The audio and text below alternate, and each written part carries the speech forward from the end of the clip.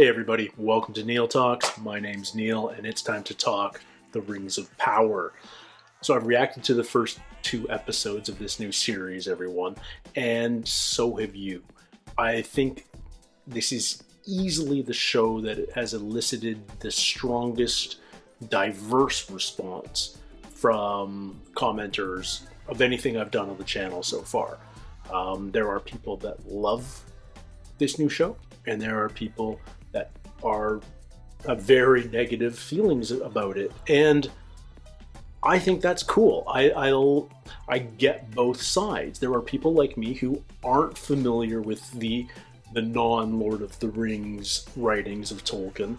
This is essentially new material. We're loving the production value, we're into the story, but we have nothing to compare it to, and therefore we're just looking at it for what it is and we're enjoying it. But there are those of you who are hardcore Tolkien fans. It's a huge fandom, it's a long-standing fandom, and there are people that are ultra familiar with all of Tolkien's writings, all the history of Middle-earth, and from what I understand, this show deviates from that in some significant ways. What those ways are, I'm not able to fully understand yet, nor do I necessarily want to know, but I get it. I get that when you are passionate about something in one form, these books, these classic books, and you hear that some of your favorite stuff is being converted into a new medium. It's going to be interpreted. You want it to be done. You want justice to be done. And if the danger of converting a work of art from one medium to another is it's going to get translated, it's going to get interpreted, it's going to get changed. And the nature of that change, maybe for the better, maybe for the worse, may rub you the wrong way. It will elicit strong emotion no matter what, I think. So I get why there's some Tolkien fans out there that are really unhappy with what they're seeing on screen so far. I don't want you guys to stop commenting. I'm happy to hear differing opinions. I love intelligent discussion and debate. I hope this channel actually fosters that. I know that's a bit of a pipe dream here on the internet where it seems the trolls always win. But if you want to have an intelligent conversation about the strengths and weaknesses of this show, I want this channel to be a place that you can do it. All I ask is keep the personal attacks out of it. You can state your opinions as strongly as possible, but don't attack the people who have opinions that differ from yours. That's all I ask, and I hope that's cool. If it's not cool, goodbye. But I think I'm talking to an ultra small minority of you. For the rest of us, let's watch this show, let's talk about it. If you love it, let me know. If you don't, I'm cool hearing about that too. But let's discuss it. That's what art's supposed to do. It's supposed to provoke an emotional response. Whether that's a positive one or a negative one, art can do both. And it isn't necessarily unifying. It speaks differently to different people. So let's embrace those differences, shall we? Anyway, we're going into episode 3. And I like what we've done so far. We've established a bunch of different characters, different storylines that I feel will eventually merge together, but at what point, I don't know. But my big mystery, what I've been thinking about the most since episode 2, is who is this stranger? I'm leaning heavily towards it being a wizard, but is it a wizard we know? Is it, ultimately we really, I know some people think it's Gandalf. Maybe it is. Some people think it's Sauron, which I hadn't actually considered because I felt like Sauron was already here in Middle-earth, just hiding and not being able to be found, but maybe he did leave and now he's returned as soon as the elves have sort of declared it a time of peace again. Now it's safe for Sauron to return. So that's an interesting theory that I hadn't even considered, but it kind of makes sense. Maybe it's Saruman, or maybe it's a wizard that we're completely unfamiliar with, or maybe it's not a wizard at all. Maybe it's something else that we don't yet understand. Although what we've seen from the stranger, especially at the end of episode 2 when he was whispering to the the fireflies, scratching in the dirt, maybe causing the injury to Nori's father, maybe just predicting it, but there seems to be some magic in the stranger, and maybe there's some darkness too. We saw in his impact crater all this flame, but the flame didn't generate any heat, which is just like when Galadriel was far up in the north and they entered the temple, the evil temple at the end of the world. I forget its name, but their torches gave off no heat because it was such an evil place. So maybe there's some evil in the stranger too that we don't yet understand or know about. But we have other storylines too. We have Galadriel still at sea with this new guy, Halbrand, who's one of the Southlanders. We've got Elrond pleading his case to the elves and to the dwarves. And what have the dwarves discovered? Maybe mithril, maybe something else. But there's negotiations to come between the dwarves and the elves to build this massive forge, which presumably will come into play in the forging of the Rings of Power themselves.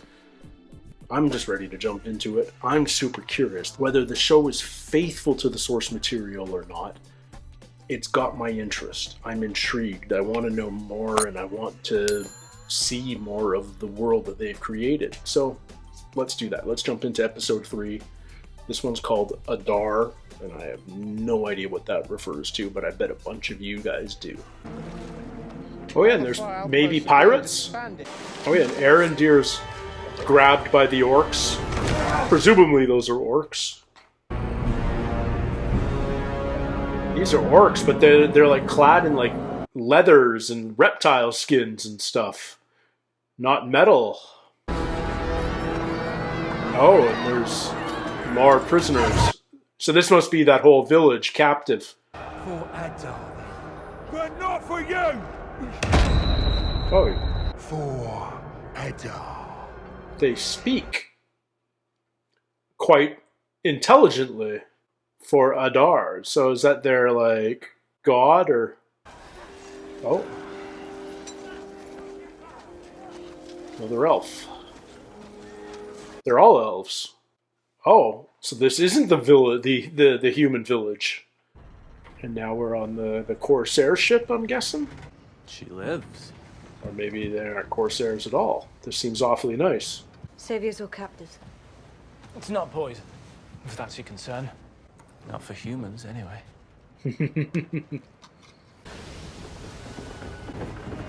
Alright, it's military. Be the captain. Be at ease.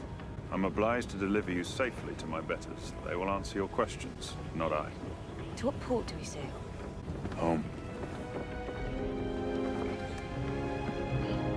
Oh, he's got her dagger. Where is this? These are men, but their civilization is so different from the Southlanders. They're so much more advanced. Does this make them Numenorian? Are we gonna sail by those massive gates that we saw at the end of Fellowship? The island kingdom of Numenor. Okay, it is Numenor. So this is basically Atlantis, if it's an island.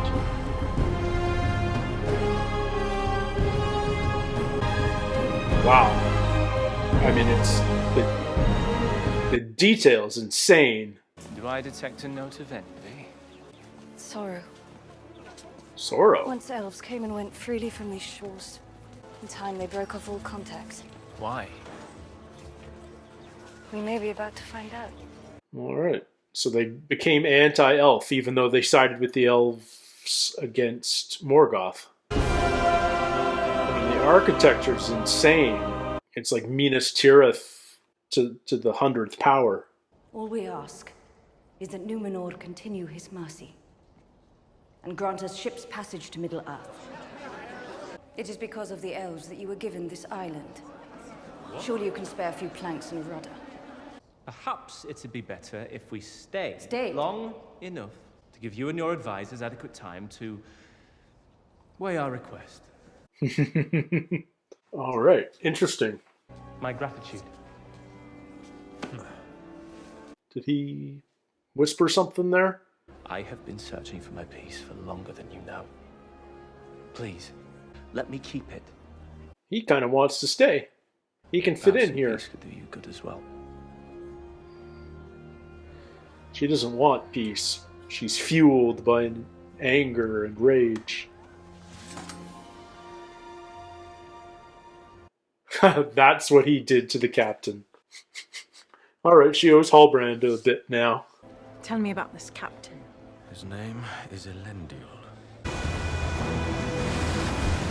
Great looking ships. I love the sail design. That's the sun. Isildur! Isildur? Any cadet who earns their place in the Sea Guard We know that name. becomes more than just Numenor's protector. Isildur. Alright. 9 more days. We passed the sea trial in 4 years. We'll make officer. Isildur, your sister's here. There you are.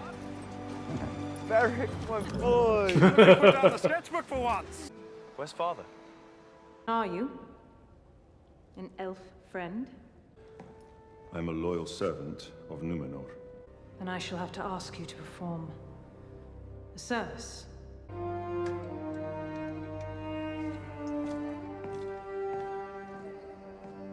What service? That sword looks elven. Okay. Oh, so we're still a way long way away.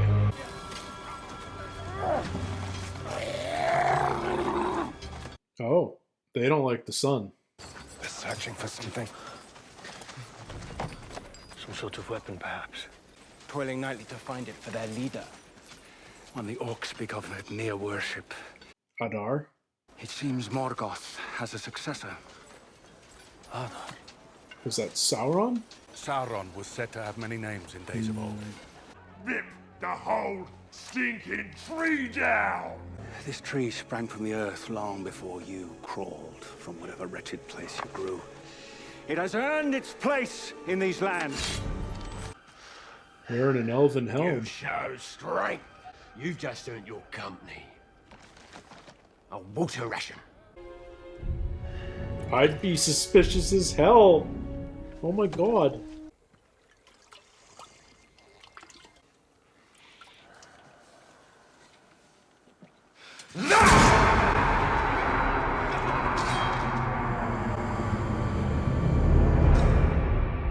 Okay.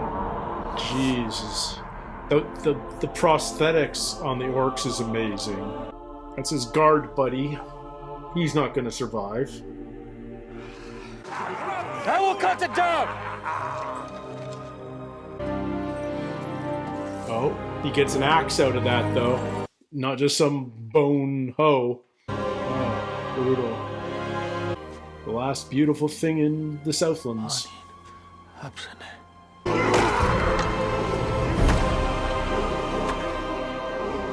Who's this? Oh, we've got her in a nice blue dress now. So time has passed. She just wants to get on a ship. Be wiser to steal the half sail. Go to your guards, or get out of my way. Lalje sanke loilquen, Erinia. Oh, he is an elf friend. It is still taught in our Hall of Law. How far is that?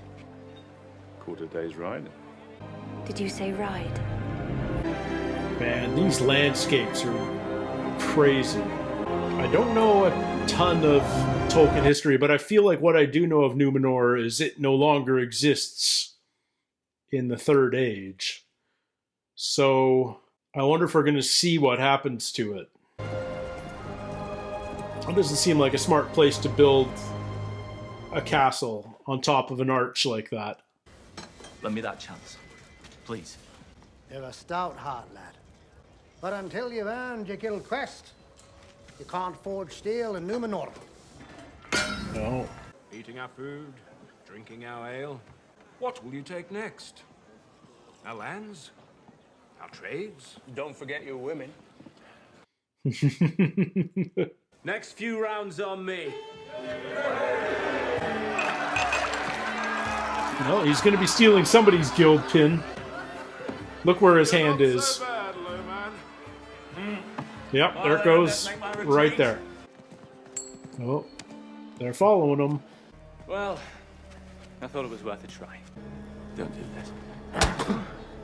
Why not?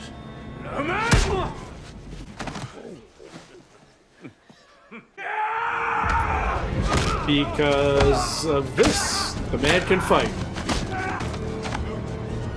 Oh. Call me Halbrand. Jeez. I love... Look at the design of this. All these scrolls. Oh, I love how real every single one of these sets feels. The feels. Hall of Law was assembled by Elros himself. An uncommon spirit. But I was always closer with his brother. Elrond is his brother? Okay. Okay, so what is it? What is this? It's Sauron's mark, right? The account of a human spy. He drew this to record the tower's location. Wait a moment. Are those the mountains around the Southlands? It's a map. It is a map of the Southland. It speaks not only of a place, but a plan. To create a realm of their own. Yeah, Sauron's building Mordor. I love that reveal. I love Sauron's mark is the geography of the Southlands, which becomes Mordor. Oh, this is cool. Look at their costumes. Is this the Harvest Festival? Nobody goes up here. Come on. We're going to be left behind. No Brandyfoot has ever been left behind. Could they just leave people behind if they can't migrate? I knew. I grow old with you, Marigold. And we got Nori. No, nothing can stop her. You know, what's Nori up to now? Where's the stranger? If you want to help him find those stars, our best hope is in that book. I want to look at the pattern of the fireflies again and see if they match Sauron's sigil. And you're going to help me, or would you rather I let slip to Melva? It was you put fireweed in her toe cream. I'll keep watch. Nothing worse than fireweed in the toe cream. Star charts. Okay. I just have to fetch it from my cart. Oh, good idea. No.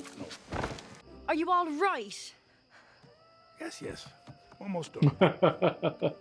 Just tell them I'm almost ready.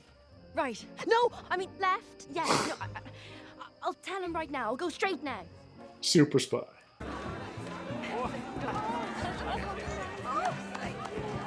I'm trying to figure out, like, in my head, they're small people, so that's how I'm seeing them. But I feel like they've done something. They've made some smart cinematography choices too, to make them feel small, and I'm not sure what they've done. We remember those from prior migrations who fell behind. They likewise will be carried with us in our hearts and in our memories. Wow, if you can't make it, you don't get to come. Well, it's tough. Miles Brightapple, stuck in the snows of the mountain pass. We wait for you. Oh? Did Nori leave it there for the stranger on purpose? Did she know that he was... Oh my god, he's like so close. This doesn't feel right at all. Watch out for the fire, dude. Lovo Book. Bees. Bees. We all loved him, but he wasn't Aegis. We wait for you. Yeah.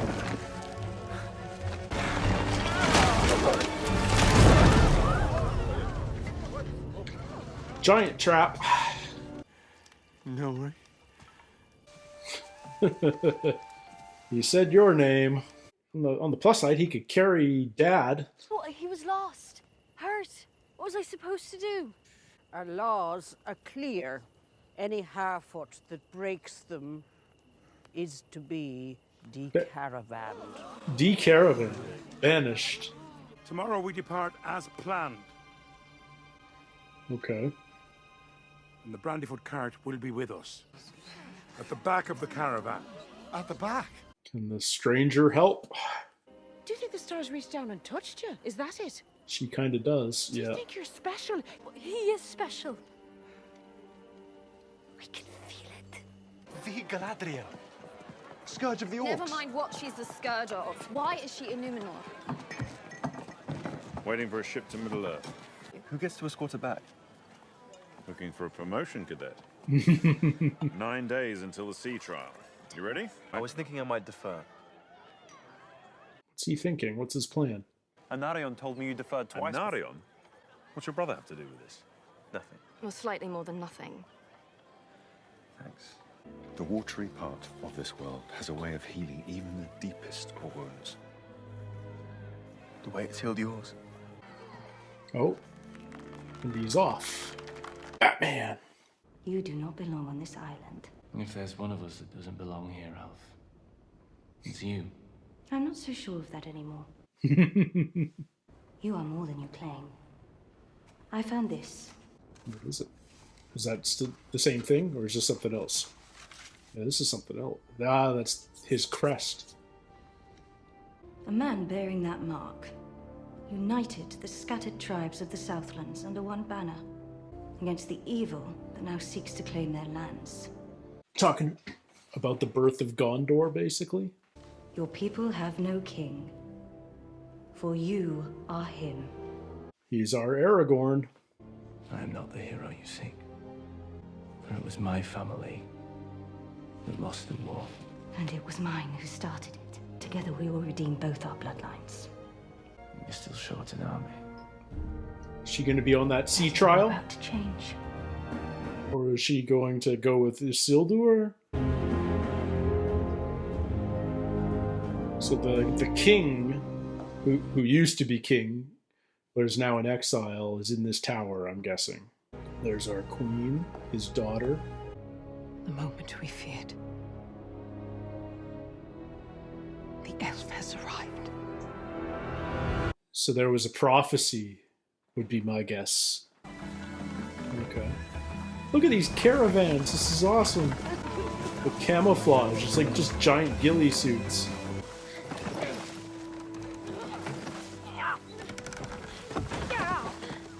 Just give me a moment to get my breath under me. No, it's the stranger. He's gonna push it. Friend. Yeah. This is how we keep up with the others, all of us. He helps us and we help him. Come on. Do the good thing. God, these landscapes, man. I want to just go trekking in Middle-earth. Whoa. Wow. They planned that.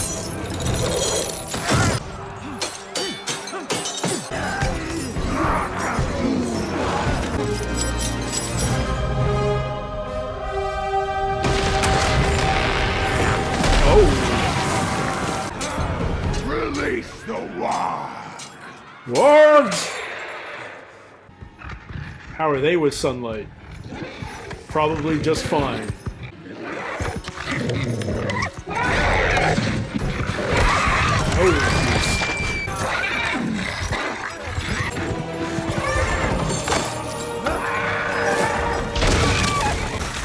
Oh, okay. Convenient, but...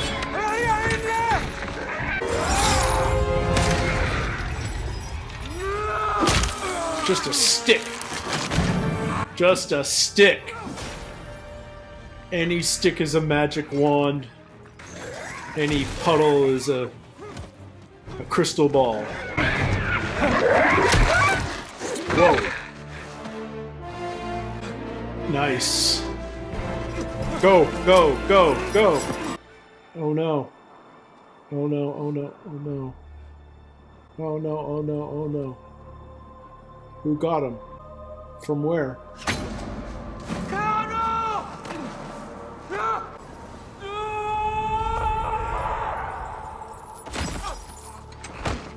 All that for nothing. Bring him to Adar. Oh, we're gonna meet him. We're gonna meet him. But not in... Oh, maybe in this episode. Okay, okay. Here comes Sauron.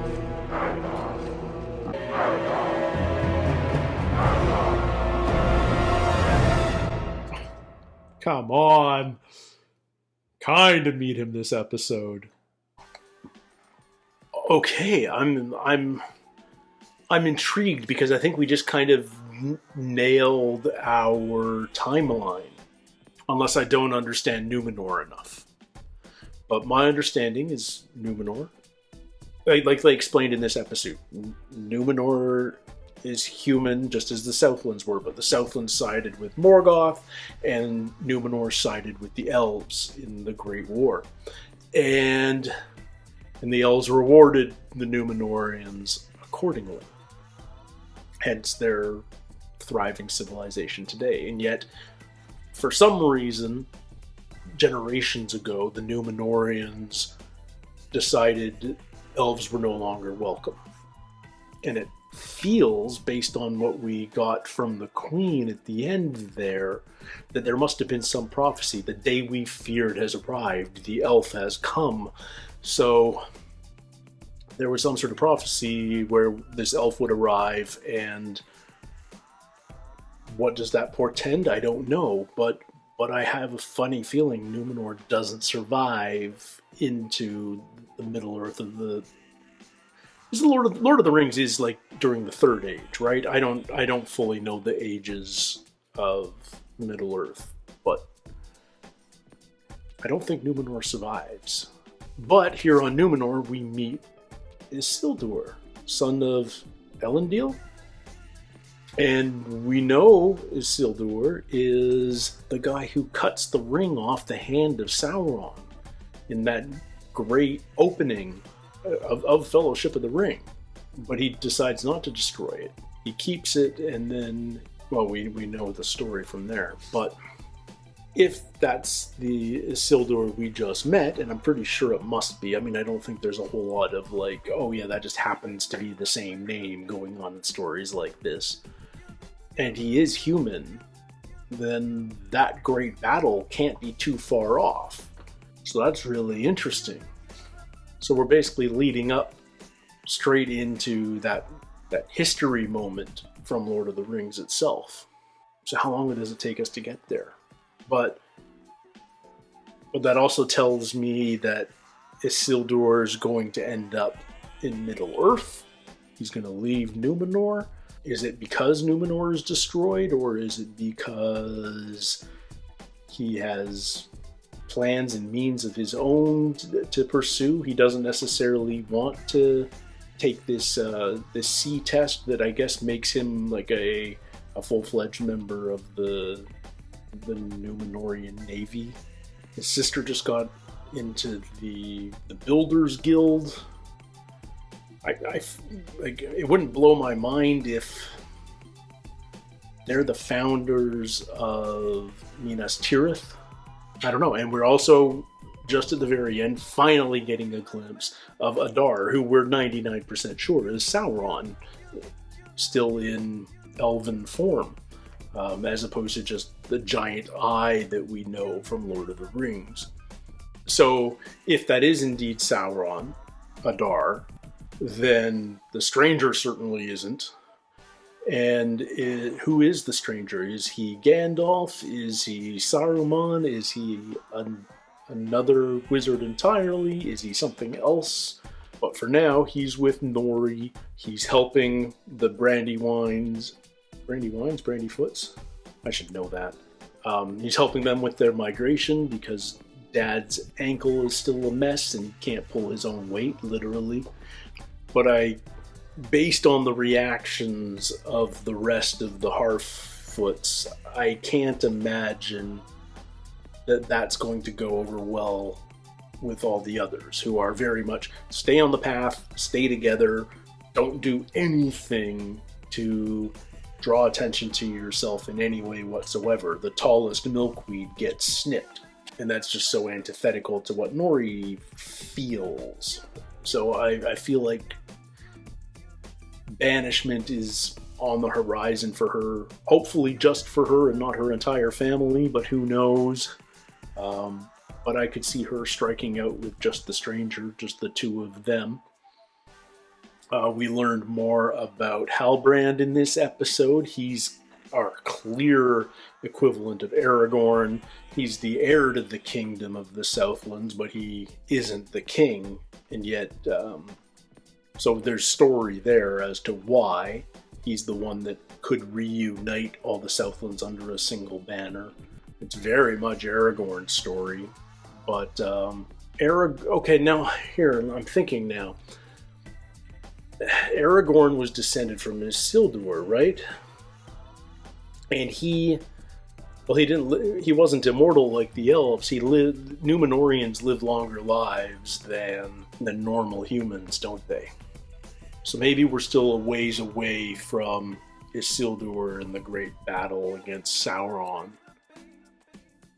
Because, yeah, maybe they live a lot longer. But that isn't to say we don't eventually get there in this story.